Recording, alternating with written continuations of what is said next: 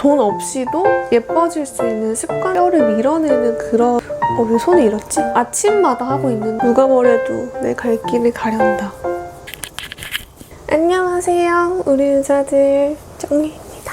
오늘은 제가 생각날 때마다 이렇게 컨텐츠 리스트를 이렇게 적어 놓거든요. 돈 없이도 예뻐질 수 있는 습관들을 말을 해보려고 하는데, 제가 실제로 꽤 오랫동안 해왔던 습관들이고 해오면서 진짜 효과를 좀 톡톡히 느꼈던 방법이어가지고 우리 같이 좀 이런 습관들을 들이면 어떨까 싶어서 찍게 되었어요.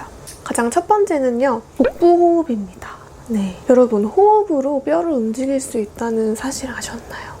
그냥 이 소리를 들었다면 무슨 삐소리야 이렇게 했을 텐데, 저는 제가 경험을 한 적이 있어요. 중고등학교 때 진짜 심한 약간 커브가 이 정도인 척추 측만이었거든요. 도수치료를 받은 적이 있는데, 도수치료가 막 뼈를 맞춰주는 게 아니고 내가 내 호흡으로 스스로 내 뼈를, 호흡으로 뼈를 밀어내는 그런 왜 손을 잃었지?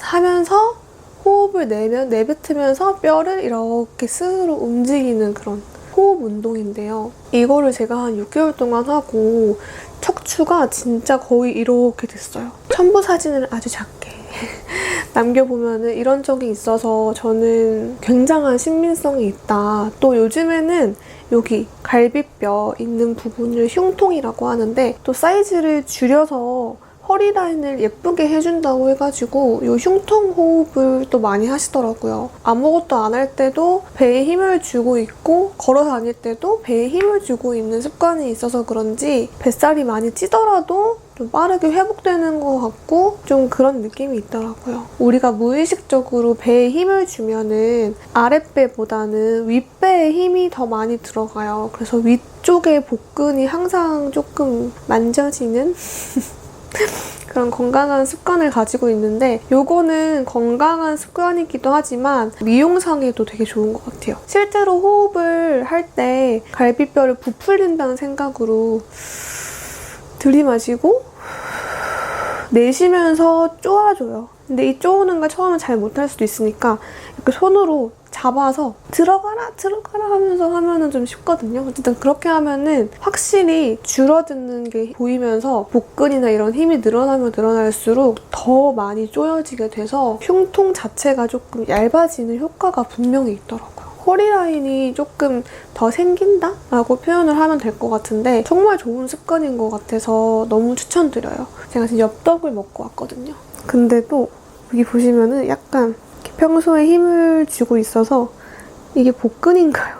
약간 이렇게 평소에도 부끄럽네요. 네, 죄송합니다. 힘을 주고 있어요. 그래서 두 번째는 중안부 운동입니다. 제가 한 얼마 전에 영상으로도 만든 적이 있는데, 한 달 챌린지라고 해서 이 얼굴 중앙에 있는 근육을 이용해서 운동을 해보자 이런 컨텐츠가 있었는데, 그때 효과를 너무 많이 봤어요, 저는. 그래서 지금도 꾸준하게 하고 있거든요. 제가 정말 신경 쓰지 않고 있었을 때랑 지금이랑 비교를 해보면 지금 이쪽에 힘이 조금 길러지면서 여기 앞볼이 살짝 이렇게 좀 생긴 것 같은 그런 느낌이 들더라고요.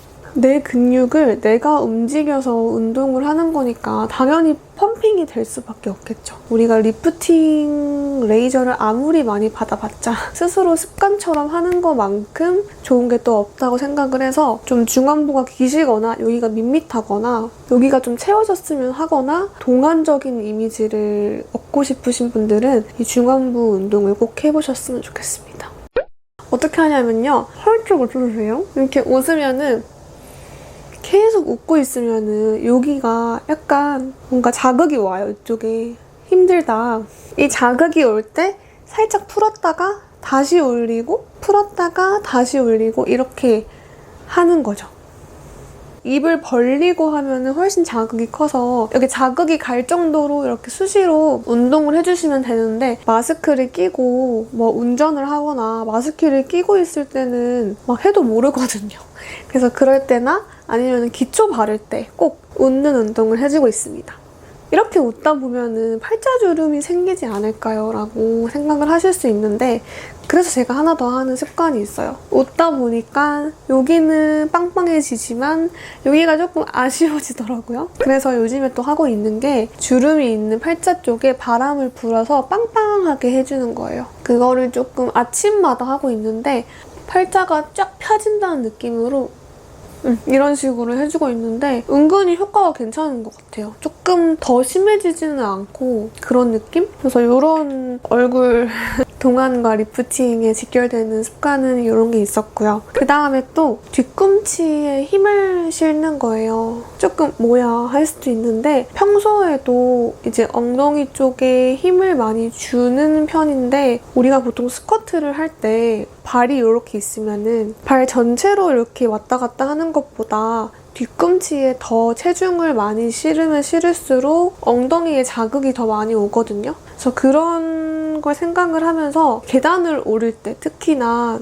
그냥 오르지 않고 뒤꿈치로 디디면서 뒤꿈치 힘을 주면서 계단을 최대한 올라가지고 자극이 가도록 해주는 그런 습관을 가지고 있어요. 좀 높이 올라가거나 그럴 때도 이제 뭐 뒤꿈치에 힘을 조금 줘서 엉덩이에 자극이 가도록 하고 있는데 계단 올라갈 때 뒤꿈치에 힘을 주면서 약간 엉덩이 자극을 받으면서 올라가면은 조금 더 재밌어요. 재미가 있을걸요? 그 다음에는 혀 위치거든요. 혀 위치는 아마 교정을 하신 분들은 많이 공감을 하실 것 같은데 제가 교정을 했어요. 지금은 다 뺀 상태지만 교정을 한참 할 때부터 그 치과 선생님께서 혀 위치를 바로 잡는 거를 제일 먼저 시키셨거든요. 저는 그걸 바꾸는 게 너무 힘들었는데 바꿔보니까 아 너무 잘 바꿨다라고 생각이 들더라고요. 우리가 혀를 그냥 가만히 냅두면 혀가 윗니에다가 혀를 그냥 붙이고 있어가지고 무의식적으로 혀를 이렇게 밀어내고 있단 말이에요. 그렇게 되면은 입이 더 튀어나올 수도 있고 혀 위치가 이렇게 되면은 턱이 더 들어가는 무턱이 될 수도 있거든요. 실제로도 그 혀 위치만 바꿔도 달라지는 짤 같은 거 있는데 뭐 그런 거 봐도 그렇지만 혀를 완전 입 천장에 붙여요.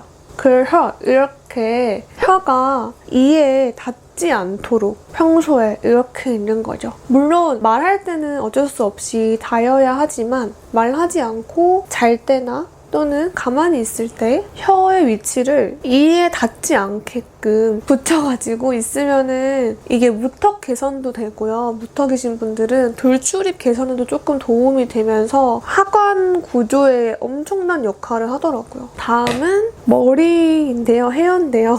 여름에 머리 많이 감잖아요. 머리를 보통 이렇게 막 말리시는데 앞머리 같은 경우는 이렇게 밑으로 말려야지 훨씬 얼굴이 작아 보일 수 있어요. 이렇게 앞머리가 있듯이 밑으로 말리고 이렇게 넘겨보면은 넘어가지만 머리의 결 자체가 약간 안쪽으로 들어오면서 아무것도 안 해도 그냥 좀 얼굴이 좀 가려지고 조금 더 자연스러운 얼굴 소멸 앞머리 느낌을 낼 수 있거든요. 여기 앞에 부분은 꼭 내려서 말리시는 거를 헤어 컨텐츠 할 때 항상 추천을 했던 것 같아요. 그 방법을. 실제로 그냥 이렇게 넘겨서 말리면은 머리가 이렇게 들리거든요. 이렇게 머리가 들려요. 그러면은 얼굴이 훨씬 더 여백이 많이 보이거든요. 근데 이렇게 밑으로 내려서 말리면은 이렇게 했을 때 내려온단 말이에요. 그래서 이렇게 가려지는 게 생기면서 조금 더 얼굴이 소멸할 수 있다.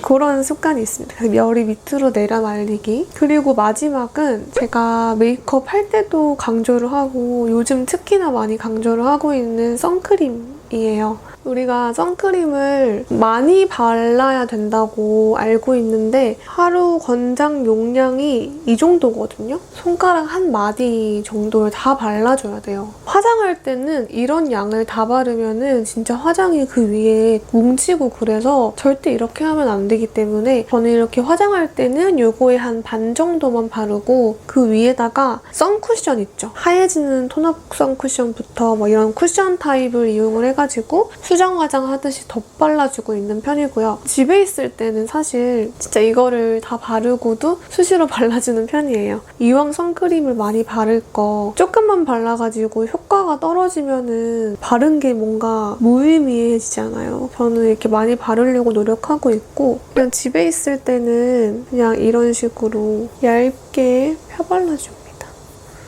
화장하기 전에는 전혀 그렇게 안 바르지만 집에 있을 때는 그냥 이렇게 넓게 약간 워시오프 팩하듯이 이렇게 넓게 발라주고 기다려줘요.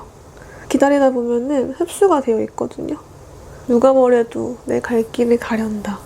최대한 모공을 조금 막지 않고 피부 모공에 들어가도 좀 자극이 없는 게 좋으니까 일부러 좀 순한 무기자차류를 많이 사용을 하고요. 이런 식으로 좀 과하게 바르는 편인데 저는 안 그래도 피부가 좀 얇은 편이고 그래가지고 자외선에 아주 취약한 피부 컨디션을 가지고 있거든요. 그래서 이런 식으로 발라주고 있고 이거를 발라놓고 그냥 생각 없이 있다 보면은 좀 흡수가 되어 있어요. 그래서 그럴 때 톡톡톡 두드리거나 하면은 진짜 깔끔해지거든요. 그런 게 좀 기다리기 싫다 하시는 분들은 이런 쿠션 퍼프 있죠? 이런 걸로 그냥 이렇게 두드려주세요. 이런 식으로 살짝만 두들두들해서 이렇게 너무 하얀 것만 좀 잡아주는 느낌으로 이렇게 좀 하얗긴 하지만 이렇게 저는 집에 있을 때는 이렇게 있으려고 하는 편입니다. 밖에 나갈 땐 못하지만요. 세안할 때는 클렌징 워터로 좀 닦아내고 클렌징을 하는 2차 세안을 하거나 클렌징 오일로 세안을 하고 클렌징 제품으로 하는 이렇게 2차 세안을 하고 있거든요. 2차 세안을 할 때도 선크림이 잘 좀 씻기지 않기 때문에 정말 꼼꼼하게 해주시는 게 중요합니다. 네, 이렇게 오늘 조금 예뻐지는 습관을 알려드렸는데요. 어떻게 좀 유용했으면 좋겠네요. 제가 진짜 입 천장에 대는 혀 위치랑 배에 힘주는 거랑 이런 것들은 진짜 거의 한 6년 동안 하고 있는 거라서 믿을만 합니다, 여러분. 해보셨으면 좋겠고 뭔가 이런 생활 속에서 내가 할 수 있는 습관으로 가꿔가는 것도 뿌듯하고 돈도 안 들고 좋은 것 같아요. 네, 여러분 오늘도 이렇게 영상 끝까지 봐주셔가지고 너무너무 감사드리고요. 더욱더 유용한 영상으로 찾아오겠습니다. 요즘 이거 많이 하더라고요. 안녕. 감사합니다.